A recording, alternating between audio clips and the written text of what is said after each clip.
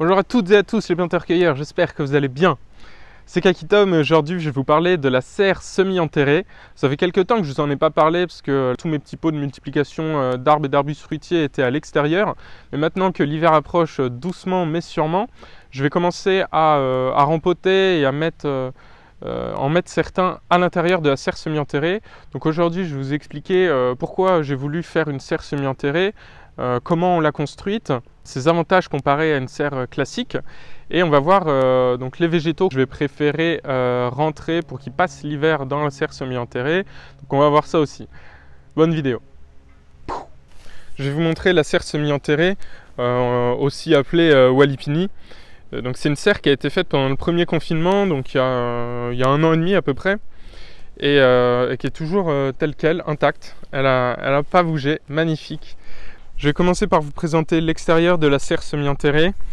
Donc en fait ça a été creusé à la main. C'est une structure en châtaignier. Donc les poteaux là ont été mis. On voit qu'on a mis des pierres pour que ça draine bien. Et donc la toiture là elle est faite en polycarbonate. Et pour que ça tienne bien, les planches de polycarbonate sont prises en sandwich entre la structure et un petit bout de bois là. Et donc comme ça, toutes les autres toitures sont récupérées via cette gouttière et vont après dans un petit bassin qui est juste à côté. Je vais vous montrer également le mur qui est côté nord.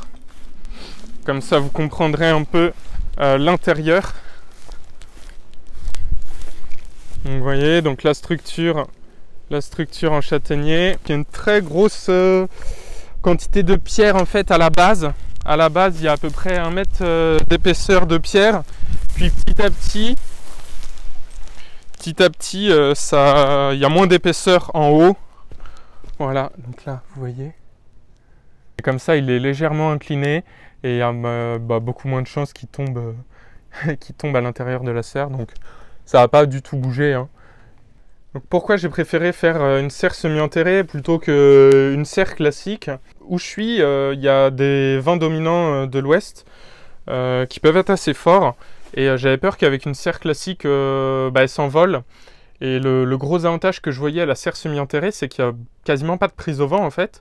Et du coup, elle est très résistante au vent. Ça va être une serre qui va être beaucoup plus chaude pendant les périodes froides qu'une serre classique, grâce notamment à ce mur qui accumule énormément de chaleur et au fait que la toiture soit orientée sud. Et également parce qu'on profite de la géothermie du sol, parce que là on a creusé à peu près 1 mètre 40 de profondeur, et donc on profite de la température naturelle de la terre. Ah oui, vous allez revoir également les Lycium barbarum qui font les baies de goji. On va voir également les Eleagnus. Et il va y avoir principalement en fait les figuiers que je vais laisser ici tout l'hiver afin qu'ils aient 2 années de croissance en pot avant de les mettre en pleine terre, puisque les figuiers peuvent être assez sensibles au gel les premières années. C'est parti, là je vais ramener les pots ici, je vais rempoter. Oh regardez, c'est impressionnant là. Je viens de retirer une bouture de Lycium barbarum, donc qui fait les baies de goji. Et regardez, on dirait pas comme ça parce qu'il y a juste les 2 petites feuilles que j'avais laissées. Et pourtant, en racine, impressionnant. Ouais, donc les Lycium, là, je vais les laisser dans leur barquette. Pour l'instant, ils sont bien. C'est de la nouvelle terre. C'est pas du tout pressé d'être empoté.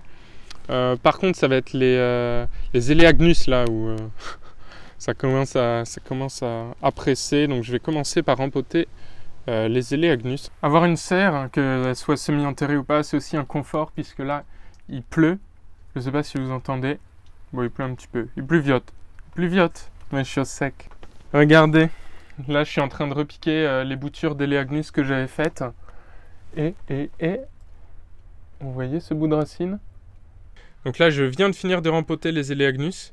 Je les ai bien arrosés et il y a de l'eau dans le fond de la bâche, donc là ils ont vraiment les pieds dans l'eau.